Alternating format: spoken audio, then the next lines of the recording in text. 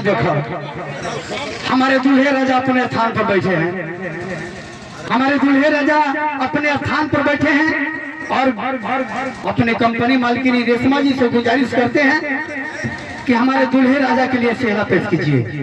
आइए सेहरा प्रोग्राम का भरपूर आनंद लीजिए हमारे रेशमा जी।